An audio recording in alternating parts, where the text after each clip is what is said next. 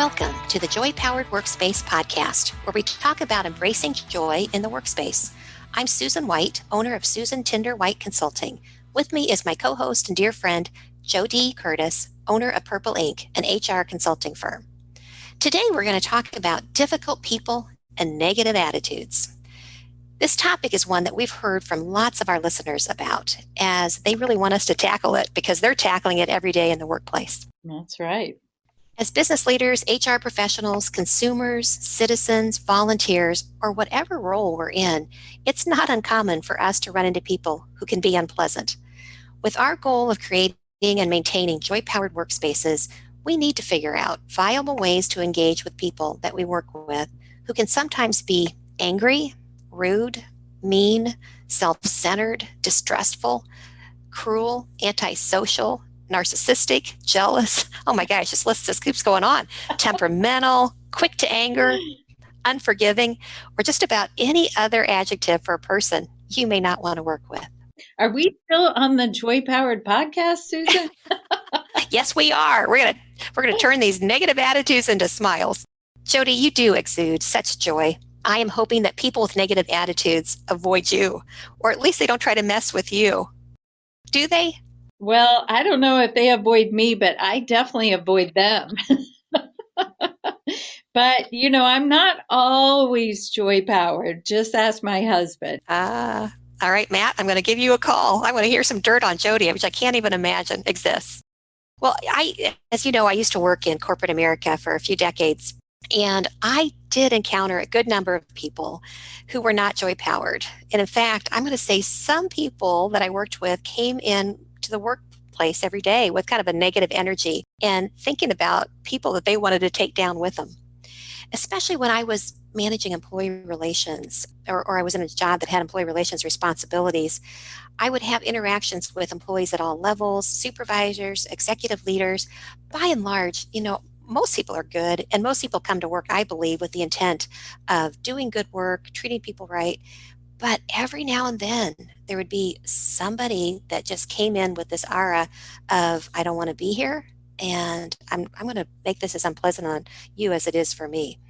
So now that I'm an HR consultant, it's really rare that I spend a lot of time with somebody who's negative because I'm in and out of most businesses pretty quickly.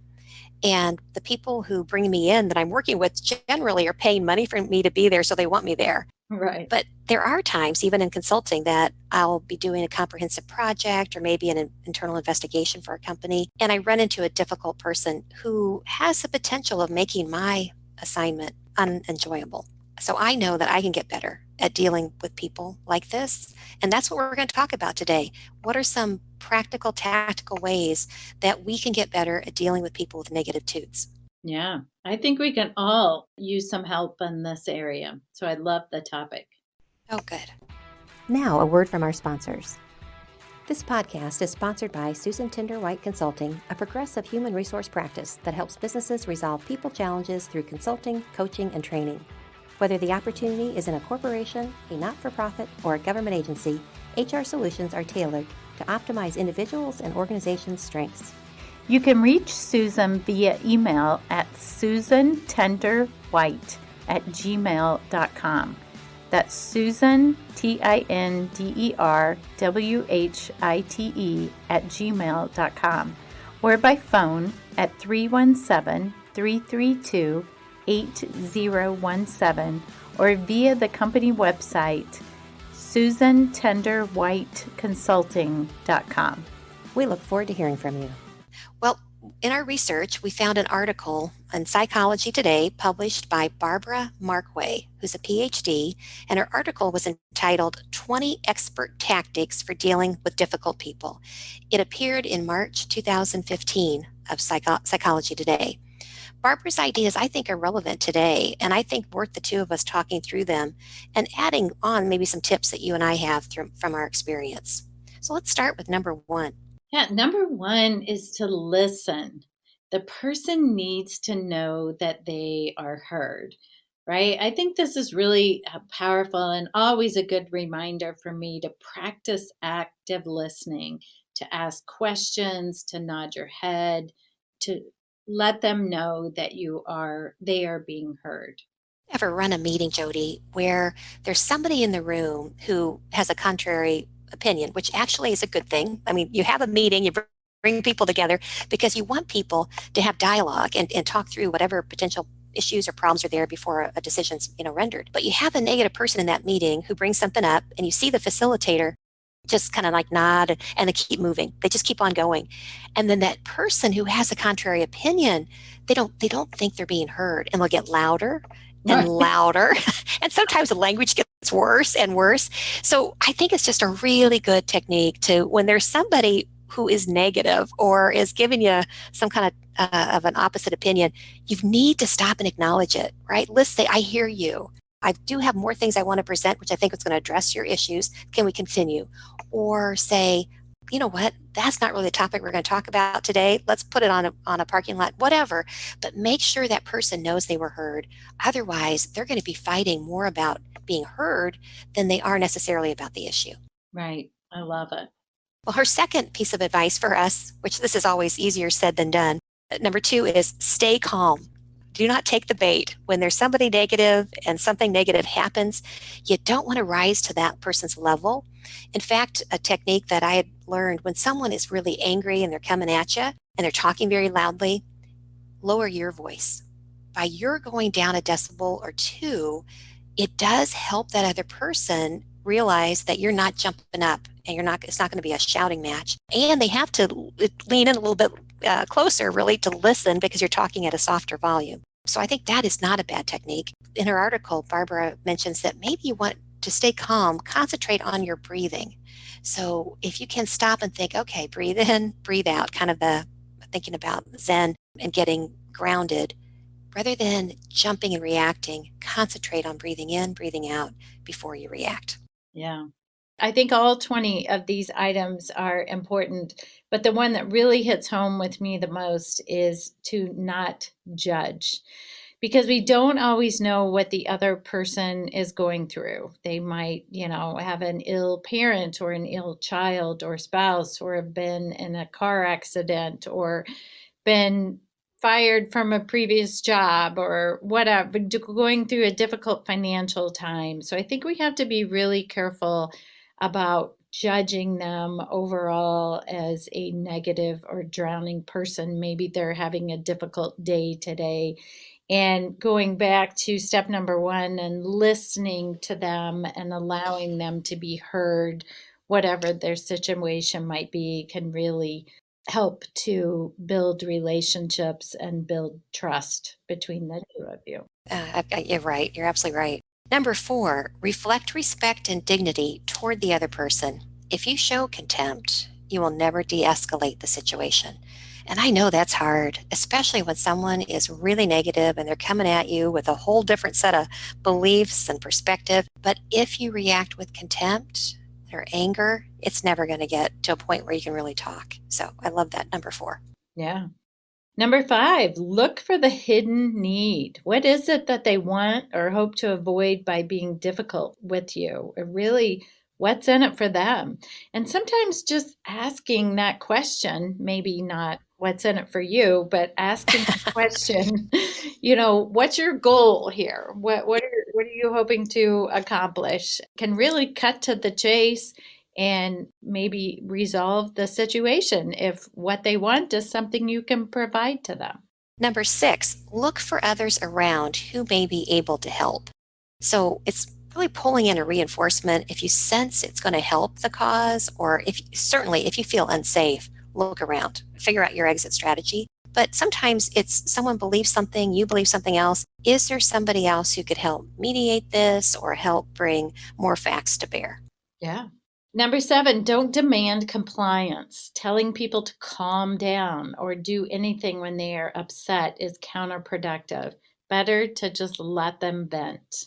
I have seen someone say to the other individual, now you're going to have to calm down. And that just caused the person to explode. Yeah. So try to eradicate those words. You're not going to be able to tell someone how to feel. So let it go, right? Right. Number 8, saying, I understand, can make things worse. It's better to say, tell me more, so I can better understand. I think that when you say, I understand, sometimes people feel like you're pacifying them or you're just trying to shut them up. So, rephrasing it, okay, so tell me more so I can understand, I think is a much more genuine, authentic reach out to the individual. I love that one. Number 9, avoid smiling or even joking, as that might make things worse. What might be a very serious situation for them, you might appear as if you're just passing it off or not taking it seriously. That's got to be a hard one for you, JoDee, because you are a natural smiler. You are. The joking part, I absolutely get. People are thinking you're making light of something that should not be made light of. Yeah. Number 10, don't act defensively. Rarely is it about you. It's about something that got the person upset. And that's tough when someone comes to you. Let's say you're the supervisor or you're the HR person, and someone comes and they're angry about something. If you were part of the policy making body or if you were part of a decision, it's real easy to think, wait a minute, I did that for a good reason. Don't go there. It rarely is it about you. They're upset about something. And if you don't jump in there and act like you own it, come from a place of trying to understand more as opposed to defending. Yeah. Number 11, don't return anger with anger, right? That only is going to escalate the situation as well. Refer back to suggestion number 2, which is stay calm. Yes. Number 12, don't argue or try to convince the other person. I think that just builds on what you just said. Don't return anger with anger. Always start with that listening. And the calm later is when you have a chance to sit down and really negotiate an outcome. Yeah. Number 13, keep extra space between you and the person, right? I mean, if this gets heated, it could go down quickly. So stay back. Number 14, saying I'm sorry or I'm going to try to fix this goes a long way. Yeah.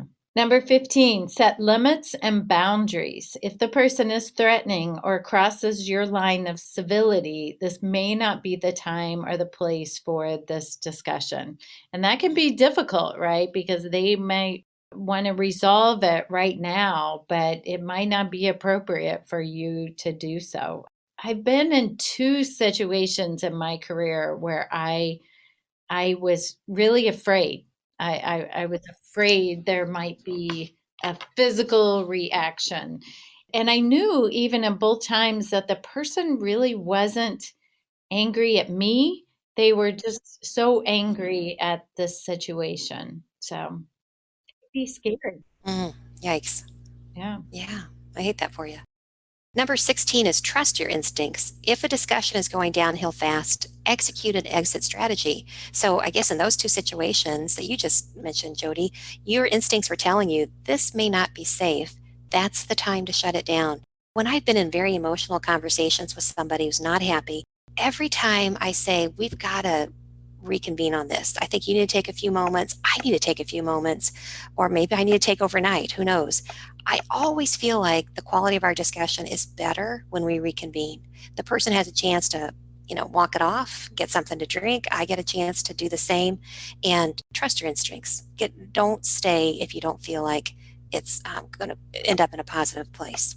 Right. Number 17, one response doesn't fit all. So we don't have a magic answer or a magic statement for you to say that will fit every situation. So try and stay flexible and, along with some of our other advice, be calm, be understanding, listening. I think sometimes you want to say, hey, that's the policy.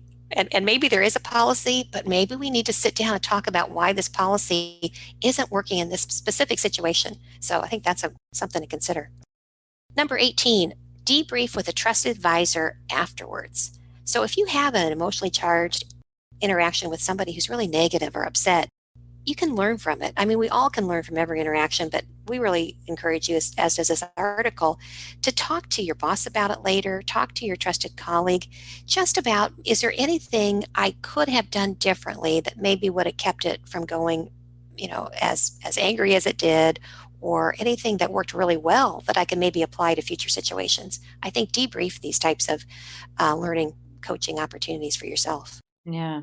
I like this next one, number 19, that says to discharge your own stress, right? We can be maybe calm in the moment with that person, but then walk away and sort of want to vent or be stressed ourselves. So think about going for a walk, playing with your dog, listening to music, whatever works for you to have that self-care for your own emotions. And number 20, her final suggestion is give yourself credit for dealing with a difficult person or a situation. Celebrate it when you debrief it, figure out what could I learn from it, what could I apply in the future. But you know what? Kudos to yourself because you're building that muscle of being able to deal with difficult situations and you're going to get better. You're going to get stronger because of it. So take time to say thanks to yourself. Yeah, good one. So, these were her ideas. I thought it was a great article. But there's a few other things I think, JoDee, that you and I might want to add just from our experiences. I loved your first thing we said is that you try to avoid negative people. Don't invite that stress into your life. I think that's a really good one. Think about it. I mean, especially over time, if you do not have to be directly involved with somebody who you know is negative, do what you need to do, but don't be poking that bear. Yeah. Yeah. I do wonder about that as I, laughed about that earlier. I was rethinking what if that person is your employee or someone in your department? Um, then it may be time to create a conversation with that person, to listen and ask questions to find out what else might be going on with them. I agree. And certainly in a situation like that, which you cannot avoid, I think it's important you really unpack what's going on in your relationship.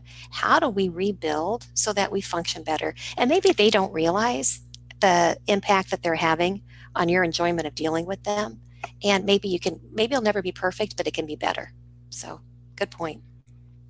There's also the old adage, people will treat you as you allow them to. Think about that one for a minute, as you allow them to. So are people coming to us as negative and angry and we allow them to continue that behavior? Or do we need to, as you said, unpack that behavior and have a conversation around it? Yeah. There's a mantra that I try to remind myself to this day when I deal with somebody who is negative. And it might be someone in a store, it might be when I call a customer service area and I realize that they're not very nice. The mantra I repeat to myself is hurt people, hurt people. And so the fact is that person's hurting over something. In our article that we talked about, they may have baggage that they're carrying that we don't know. So try to be kind. Well, when that person's not being kind to me, I think somehow this person's been hurt. Maybe in the past or by people in a similar role that I'm in, or just today, something's not going right with them. So they're hurting. Don't respond in kind. Hurt people do hurt people. Yeah, I love that. Also, reminder that we can't control others' behavior. We can only control our reaction to it. So, as much as we can do, and many of those tips again to de-escalate this situation and talk through it with the person to find out what's going on or what can we do to help them through this issue or this period in their life. So I think just to close this topic is certainly people who have a negative attitude or difficult to deal with, there's a lot of things that we can try doing. But sometimes they come in with a negative attitude or they're very difficult, but it crosses into bad behaviors that are not good for our business, that are not good for our fellow employees, they're not good for our customers. And as business leaders, as HR people, when we have negative folks actually doing bad things, you got to take action, right? We've talked about this a lot in a lot of other podcasts that we can't keep them and keep tolerating it. You have to draw the line. We believe in progressive corrective action. If someone's done something wrong, you need to coach and tell them.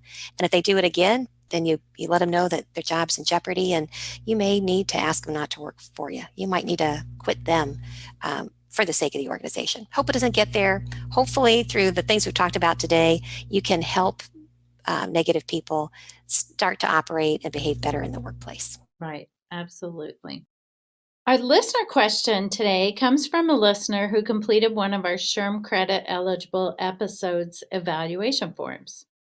Their question is, could you give advice on starting a mentoring program within a large organization that is aimed at growing diverse employees into leadership roles? Yes, I love that question. First of all, I really do believe that mentoring programs is such a great way to do knowledge transfer, to help more junior people really grow in confidence and in competence. And I think that doing it with a lens of increasing diversity is like a win-win. An organization I worked for, we recognized that we had a really good, we thought, career development program. We felt like we had a lot of opportunities that existed, but we were not doing a very good job at elevating females into some historically male dominated roles, in people of color going into roles where we had had primarily white individuals being elevated. So we were just not doing a good job. And we had a million reasons why. We weren't having the same number of diverse people applying for jobs. We had people who started the jobs that didn't work out, that caused kind of a feeling among the decision makers that maybe it was too high risk. There's a whole bunch of reasons, but really they were turned out to be excuses. So what we decided to do was to start kind of a mentoring program with high potential individuals that had all different unique qualities. So not only more gender balanced, a lot of females into it, people of color. We had people of all different ages, so that people didn't feel like you had to be, in your 20s or 30s to be considered high potential or moving to the next level. We worked hard on having people with disabilities, both visible and invisible. So we just really tried to look at it much more broadly. And we put together what I think is a really nice format for mentoring, which is you need to have structure around it. In some organizations, they say, let's just tell people we believe in mentoring, and then let people do organically, naturally match up with one another. That works once in a great while, but I don't think it works uniformly. I think you need structure. So in our organization, we had our training manager take on the duty of putting together this format. We said, we're going to have this executive mentoring go on for 6 months at a time. We pulled together a group of our high potential people, and we invited them if they'd like to participate. We pulled together our top 2 levels of the organization to say, if you would like to participate. We made sure they understood. We put together very quick job descriptions so they understood what it meant. In the next 6 months, you need to meet with your person X number of times. Here's what the objectives are, and here's what it means to have a good relationship. And then we pulled together the 2 groups. We did a series of networking events where people got to know each other.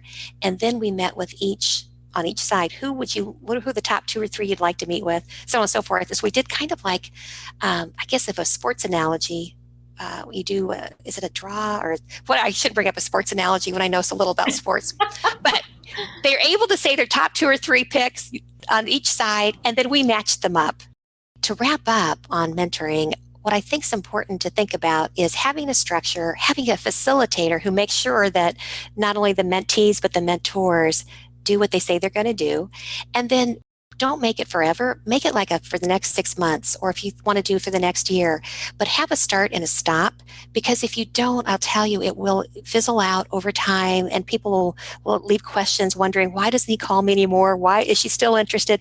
You have a little structure around it, have a facilitator, and I think you can get great results. And I know it did for us at really positioning and readying people from non-traditional backgrounds into more senior level roles. I love it. One more thing about, I think the importance of having a start and stop date on it is that too, sometimes it's not the best matchup, right? And that gives you a chance too to say, I want to stay involved in the program, but I'm ready for a new mentor too. So, or people don't feel like they maybe are stuck with someone for the rest of their career. Good point. Very good point. All right, so in the news, HRDive.com published an article on October 13th, 2020, entitled DOL, Department of Labor, questions whether Microsoft and Wells Fargo's D&I, diversity and inclusion efforts, violate Title VII. So it's the OFCCP, or the Office of Federal Contract Compliance, area of the Department of Labor that sent letters of inquiry to at least 2 at least these two major employers who have been vocal about pledging to increase diversity and inclusion. Microsoft had been very vocal about pledging this summer of 2020 to double the number of Black and African American contributors, managers, and executives in the United States workforce by 2025. And Microsoft planned to invest $150 million over the next 5 years on its diversity and inclusion programs. Wells Fargo recently committed to doubling its number of Black leaders by 2025, and that diversity efforts would be a factor in executive compensation. That way, they thought that we're going to hold our leaders accountable by, if they're not doing a good job on the diversity front, it was going to hit their bonus or paycheck. The OFCCP, who monitors government contractors and subcontractors' affirmative action efforts, is now challenging at least these two huge employers because they think they may possibly be engaging in an unlawful discrimination on the basis of race. It's kind of a reverse discrimination, as these actions on the surface appear to be attempting to right past injustices and current underrepresentation. I'll tell you, I think that this is going to be a story that we're going to want to watch, JoDee, however it turns out, because it's going to have implications for all employers in the consulting work that we do as we try to help companies create more diverse workforces at all of their levels in their organizations. Yeah, it'll be interesting to see what happens. Thank you for joining us today, and make it a joy-powered day. Thank you for listening. We hope you enjoyed the Joy Powered Workspace podcast. If you like the show, please tell your friends about it and let us know what you think of our podcast by rating and reviewing us on Apple Podcasts. It helps new people find our show. The Joy Powered Workspace podcast can be found on Apple Podcasts, Spotify, Stitcher, or wherever you listen to podcasts. You can learn more about Joy Powered and find our books and blogs at getjoypowered.com. We're at Joy Powered on Facebook, LinkedIn, Instagram, and Twitter. Sign up for our monthly email newsletter at getjoypowered.com/newsletter. If you have comments, suggestions, or questions about anything related to business or HR, you can leave us a voicemail at 317-688-1613 or email us at joypowered@gmail.com. We hope you tune in next time. Make it a joy-powered day.